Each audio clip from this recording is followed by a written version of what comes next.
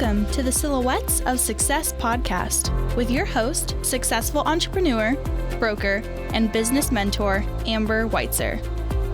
Because success comes in all shapes, sizes, and styles, the Silhouettes of Success podcast is shining the light on industrious women with a collection of curated conversations of intentional inspiration designed to inspire your heart, ignite your mind, feed your soul, and gift you with actionable insights directly from inspirational, everyday women who've shown tenacity, grit, and grace, having taken on the challenges in their lives and business and won.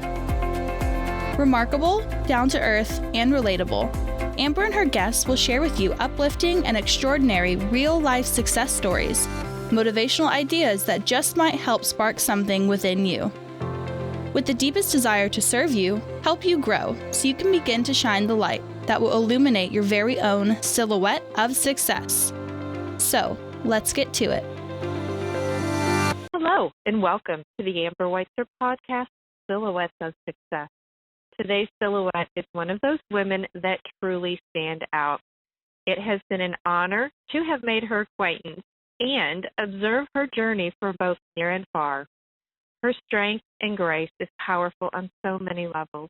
She will draw you in with her engaging personality, spoil you with her creativity, and make you feel so special. She is just that cool. So, please help me welcome Angie Colwell, wife, mother, LuLu, and creative genius. Hello, Angie. Good morning, Amber. How are you? I am great. How are you? I'm doing well, thank you. Good. Well, it is such a pleasure to have you here with us today as you share your Silhouette of Success story. So thank you once again for joining us. So let's help illustrate the early shaping of your Silhouette of Success for our audience by letting you share a little bit about your background. Well, like you said, I'm a mother and a wife and a grandmother. I have always been creative. I had started at a young age sewing and just loving everything about that as far as textiles, and then it branched into other things along the way. As you well know, anything and everything is open for me. I don't see anything as a real challenge. I just enjoy it that much. And I have ventured into painting now, and I had never done that before. And that started with COVID. And here I am today, painting away and selling things in a local shop here in my hometown. And then down at one of the shops out of town here, it's very well known. It's a Little Eva Pecan store, pecan shop down there at the plantation at Little Eva, where they sell multiple things. But they invited me to be an artist, one of the only 3 commissioned artists there. So I was very honored. She reached out to me. So that's what I'm doing now. I'm painting, and then I've branched into now I'm doing jewelry because as you know, I love to dress up, and I like to say nothing is off limits for me to try. So I'm just having fun with it. Backing up a little bit, too, before I get into really the formal question style, but versatility is part of the name of the game when it comes to military life, correct? Would you agree? Absolutely. Absolutely. I have done everything from form cooking clubs to quilting groups.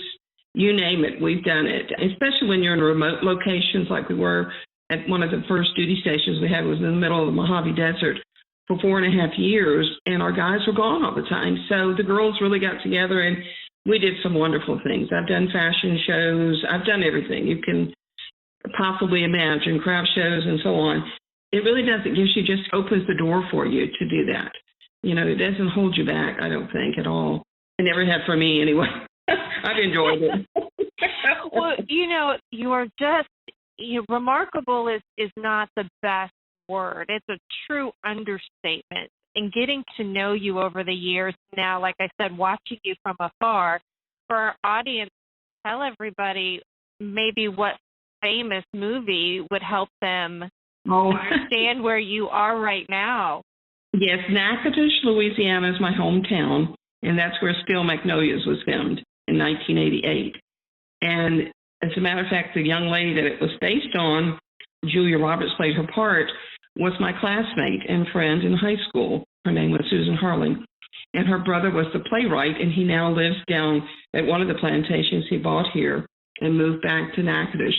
So we have frequent visitors from, Hollywood coming to see him, and you might see Julia Roberts in town or some of the others that played in the movie.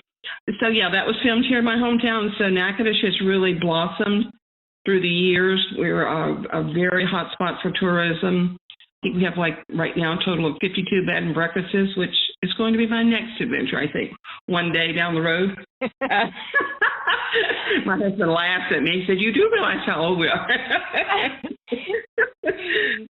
Yeah, but nothing would surprise him. I'm quite confident in that, right? No, Nothing would surprise him that you set your sights on, and it's going to happen. Oh, I can see you doing that. Okay, so, and if that isn't really poetic, of course, after I learned that, I thought, well, now it just all makes sense. Because it is really ingrained to just have that warm hospitality, make everybody just feel this, and I mean it, spoiled. So something you shared is definitely something that I didn't know, which, again, there's probably a million things that I don't know, but what I would say is you mentioned being commissioned for your artwork. I've watched your artwork. I didn't know that you had not painted before. I never had. Wow. When COVID hit last year, it was just so devastating for me because I was high risk at the time. Now I've had my vaccines, I'm okay. But I was high risk at the time, so I couldn't get out. And that just really was hard to deal with for me, to be isolated here in the house. And you can only do so much with paper and with sewing and so on and forth. And I just told my husband one day, I said, "You know what? I'm going to try to paint." And he said, "Well, go for it." So I ordered some things, and I'd always let everything sit for 3 days to make sure there's no virus or anything, wipe everything down, be very precautious. And I did. I just started painting, and there was a shop downtown here called GiGi's, Gifts Galore in Natchitoches. It's owned by one of my cousins. And she said, "Well, Angie, put some of your stuff here," because I was beginning to do the landmarks, because Natchitoches is the oldest town in the Louisiana Purchase. There's a ton of homes and churches and so on and so forth. So I started painting some of those, and I put them down, and those started selling. And then the lady down at Little Eva reached out to me at the pecan shop, and I sent her some things, and she said, "I'd love to carry your stuff down here too. And I don't do the same things. I don't duplicate. I really don't. I just try to stay separate in both locations, even though they're 15 miles apart." So that's what I did. I brought things down to her, and I really was amazed at how quickly things have sold down there.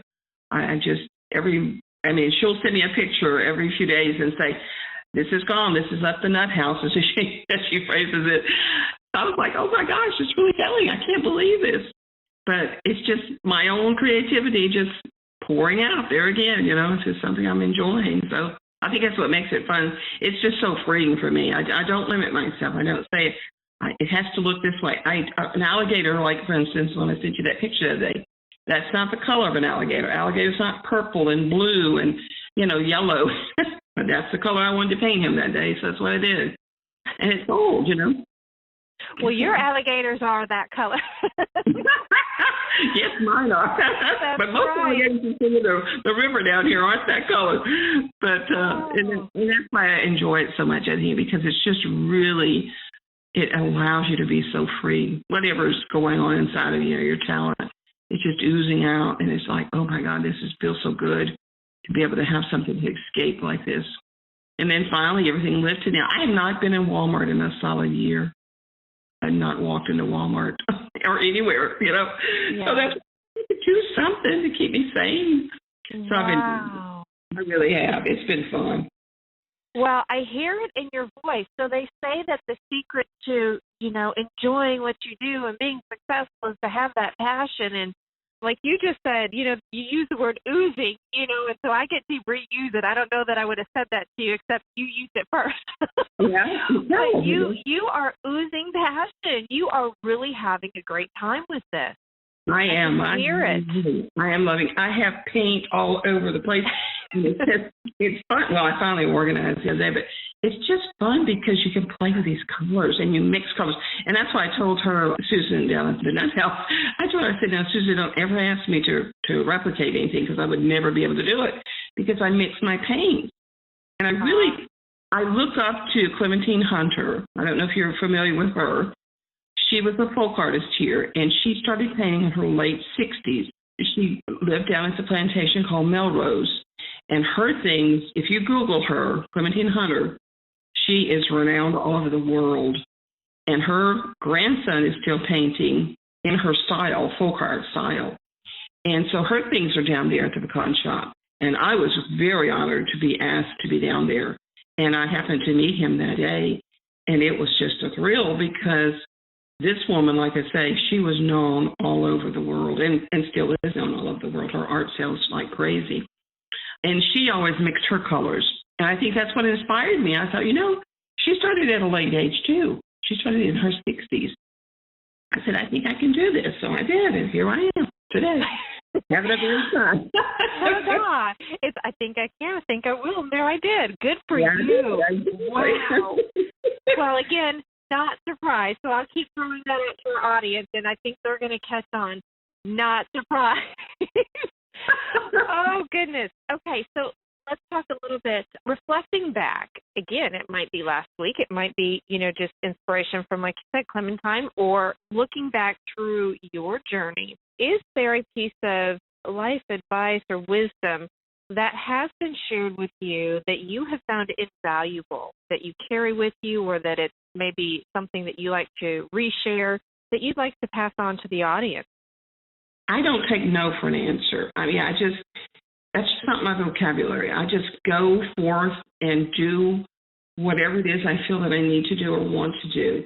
I really have never, ever thought that something wasn't within my reach, And maybe my parents instilled that in me, I've always sown. I always reached out for everything that I wanted to go for, and it didn't hold me back.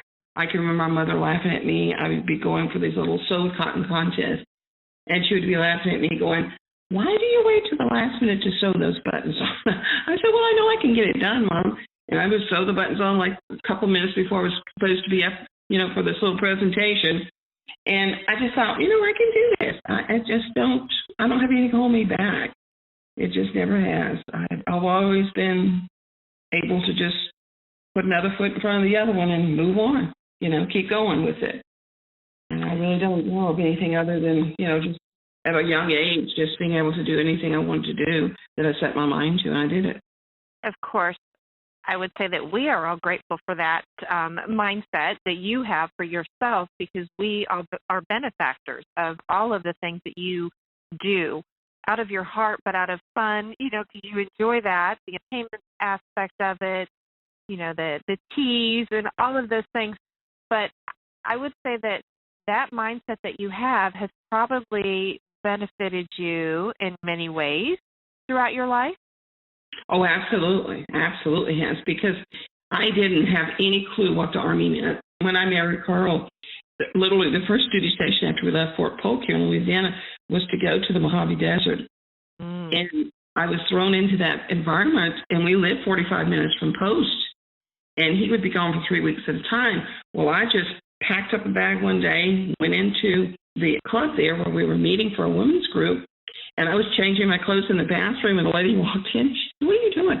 I said, well, I'm changing my clothes. I had to do something this evening. She says, why don't you come over to my house and do that? I had no clue who this woman was. And she invited me over because, we were all officers' wives, and we met, and we're still very good friends. I just threw myself into volunteering and just doing anything and everything, and ended up doing all the activities chairperson for them, and raised over $40,000 that year for them, doing all these different activities. And I brought in a new quilt show. I brought in a craft show, some new ideas for them. And we formed a cooking club called Casual Cuisine. We did another club called Hostess Unique. And these were just ideas I had. I said, let's just try these different things. Different women came together, and we worked together, and we had the best time. Those 4.5 years were just wonderful. And I still have very good friends from those days. As a matter of fact, I talked to one of them the other day, and I got together with them in 2007. And I said, hey, girls, let's get together and have a reunion. 11 of them came here to my hometown, and we had a reunion. Wow. We had not seen some of them in 20 years, and we picked up like we had left off. Really. It was just so cool. And they said, Angie, only you would be able to do this. I said, well, I asked you to come and you came. I don't know. It wasn't me. You came. I just asked you to go. But we had the best time. It was just so much fun, you know. I stay in touch with all those girls. You really make some really great friendships in the military. You really do. So yeah, it was just wonderful, you know. And like I say, we still stay in touch. A lot of us still talk all the time, you know. Our kids are grown and have their own kids now. We're grandparents, and it's just fun to, you know, just think that you have that kind of a great friendship with someone, you know. And I still have great here in town girlfriends, but they've always told me, said, Angie, you're always the one that gets us together. We don't see each other. We live here, and then we don't ever see each other, but you come into town, and we all get together, you know. It takes that special person, and you are that special person. Yeah. We got to get together, you know. Life's short. Yeah, fun. Right. Right. Yes, absolutely. So is there, thinking back to, is there a specific or special accomplishment that you look back on very fondly that you're most proud of? And talk a little bit about what that means to you. Is there something that stands out special? Well, I think when I was younger, of course, it was winning the Sew with Cotton contest and placing in the top 6 in the state of Louisiana. That was a huge accomplishment as a young girl, you know, and doing something like that. And then I think as I've aged, I think this being asked to be down here at Gun Shop has just been, it's just really astounded me, because she told me, she said, you're only one of 3 artists that I've allowed to be down here, you know. But Angie said, your work is just so unique and so different, and people are just loving it. And I found that I'm amazed at that. I did not realize I had that in me. I just was trying something new, you know, and you're just shocked, I think, sometimes at what happens for you like that. It just opened up a whole new avenue for me. And it's just been fun. I think it's that's about really timing sometimes, too. God's timing, if you believe in God, if you're a believer. Otherwise, it's, you know, spiritual or serendipitous timing for things to happen.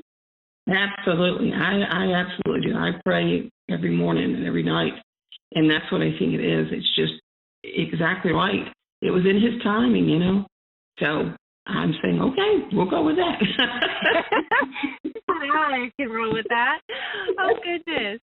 Well, so maybe thinking about that, too, and I don't know what it looks like in your creative flow, but you also mentioned another business that you participate in right now. That's fun. But what helps keep you, because I know you're busy, I'm in the home life still, but what keeps you on track when you're working on maybe a specific project or goal or dream? Are you more spontaneous, or are you more structured when you've got a goal or deadline? Do you have goals and deadlines? I really do not have deadlines. That's number one. That's key. So that doesn't hold me back. Number 2, it really does depend on your creativity. You know, if you're feeling it that morning and you know you have something that you've got to get out, you do. And if you don't, then I do something else completely. I don't even think about it. I just go work out in the yard or play around with my flowers, or, you know, go clean or something, do something completely different than what you think you would be doing. When you know that you have an idea in your head and you've got to get it down, there's nothing that can hold you back. I have gotten up sometimes at 4 a.m. to paint, you know, because I've just had that big of an urge, and I knew it was something I had to get done. I wanted to get it down on a piece of canvas or wood or whatever I'm painting on. So that's the way I roll. It's spontaneous more for me. It's nothing that's real structured, you know. I couldn't do that. I would just, and that's why I told her too. I said, I really don't want to do commission work per se. I don't want someone to say, hey, I want you to paint me this, that, and the other, and I want it in these colors and that. I can't do that. That would not work for me, the type of personality that I am. That's different creative, traits, I think, right? Yeah. I can appreciate what you say about whether it's, 4 in the morning or whether it's, 3 p.m. in the afternoon, because once it hits your brain, Oh, I love it. Exactly. But yeah, I like I said, I'm doing the jewelry now. I'm doing Park Lane jewelry. I just started with that, And of course, now I'm really working a lot to try to, learn all I can about the jewelry. I'm fixing to do a live show on the 6th of May. So that's my first one. So I was doing this morning, typing up all my little notes, Now that'll be a little bit more structured for me, but not really. It's just, you have to educate yourself, so to speak. That's the other thing I enjoy doing. I like to read and, figure things out on my own too. Is whatever interest I have. I love to cook, I love to play around, like I say, with flowers. So these are the things I like to do. But as far as painting, I just have to do that when the urge hits me. I've got to paint. I have some ideas now rolling around in my head. I'm thinking, okay, I've got to get the canvas out, to get the boards cut. Well, don't hang up on me yet. We're almost done. No. Just kidding. No, I don't mean right this second. No, I'm teasing. I was totally understand. It's interesting, too, because you mentioned finding the inspiration or out of necessity for some sanity during COVID to, utilize your creative outlet in a different medium or capacity. But what may be positive adjustments, whether it applies to your art or whether it applies to your sparkling jewelry or, any other aspect that you can think of, what positive adjustments have you made in your life or environment to help support your growth of those goals or dreams or projects? Well, I think it's just being able to get out. My husband and I, we always had date nights, so we're trying to get back into that groove now that everything's opening back up.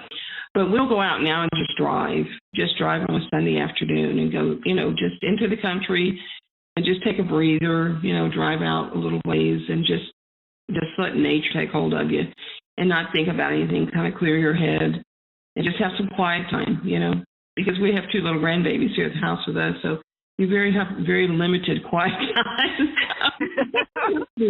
Self-centered, yourself again. And Carl, too, he enjoys that, getting away.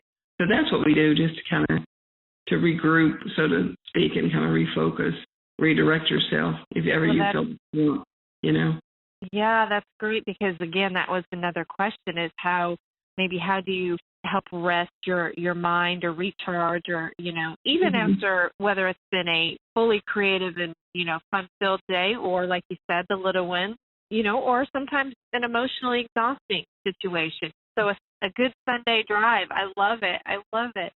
Yeah. When do you find that you are at your best? As far as me, I'm a morning person. I love the morning. I absolutely do. So that's why I say getting up at 4 o'clock and it's quiet, or 5 o'clock, whatever, before the kids get up. It's really refreshing for me. And then Carl and I'll have quiet time too after we bring him to school. He and I'll come back sometimes, sit down on the patio and have coffee and tea together. We're backed up to 15 acres behind us here, so it's really quiet. The neighborhood's quiet. So we'll get out there and just sit and talk and just have some quiet time together. That's what recharges us, I think, is the best thing. Or having date night, that's nice. Yes, absolutely. Well, you mentioned earlier a source of inspiration, but do you have any favorite books or authors or genres that you'd want to pass on to our audience that they might enjoy? Well, I'll tell you what, I have always loved fashion. So anything to do with fashion, regardless who it is or what it is, all the way back as far as Edith Head. And now Iris Appel, I don't know if you're familiar with her. She's 99 years old, an interior decorator and a fashion icon. She's a hoot. I love her. But I just really, really enjoy anything to do. I watch Project Runway when I can, when it's on. Any of those things like that, anything with fashion and design and all. I love all the home shows, regardless of who it is or what it is. I like all those fixer-uppers and type things like that. That's always intrigued me. And then I read some good books from time to time, but I really love the historical things, anything with history. And maybe that's because I grew up here in the oldest settlement, like I say, in the Louisiana Purchase. I love history and anything to do with history. I enjoy that. That's about it probably for me. There's no one particular person, Edith Head, I think, has inspired me more than anybody with fashion. I did a lot of sewing in my young days and did fashion shows and all. She really inspired me. Of course, she has been gone for years and years now.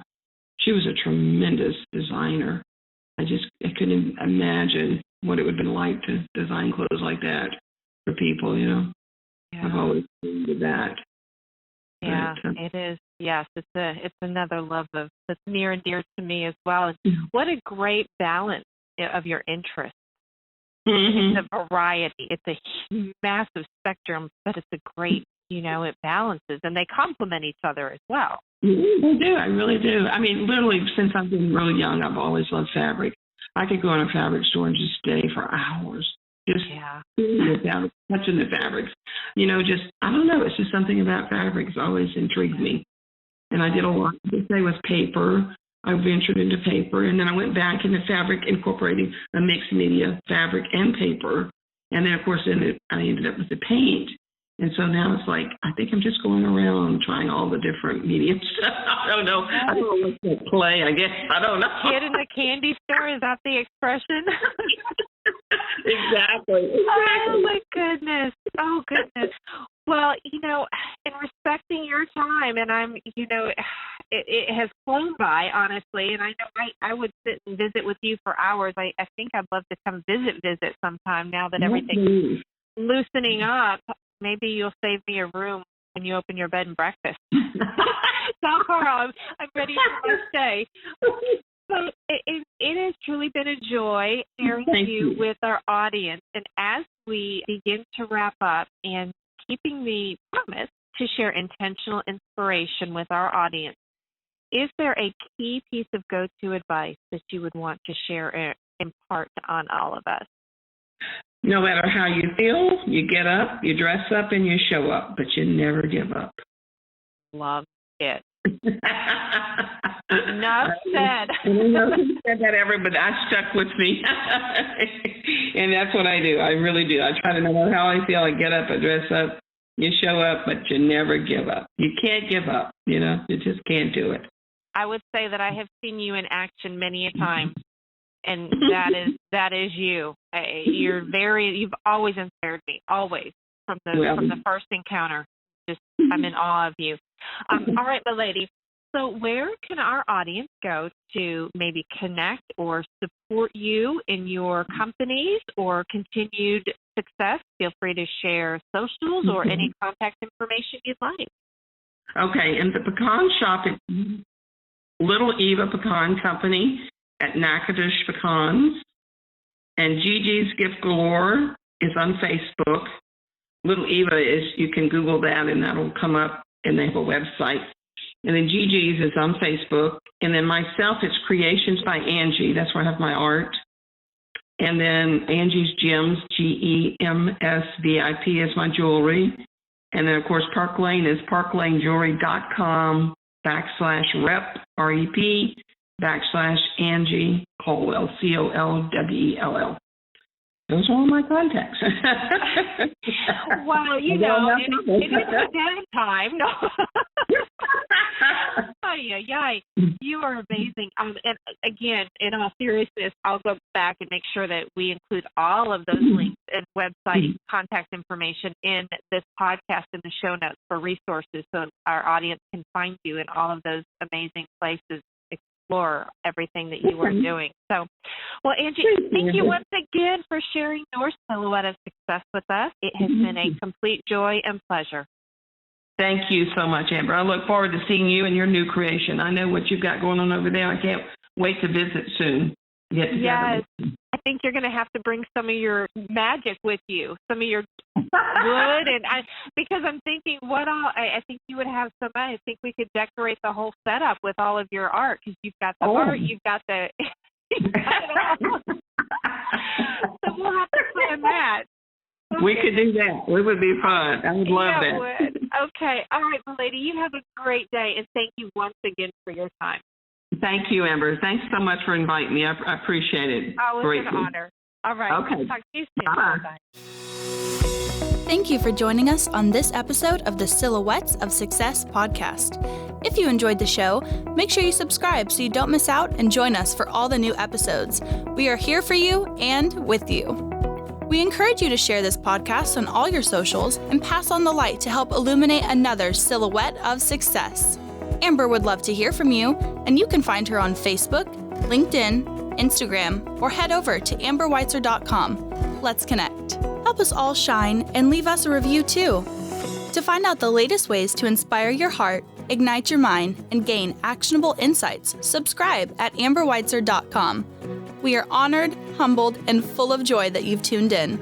Remember, you are exactly where you need to be, right here with us. This is the Amber Weitzer Podcast, Silhouettes of Success.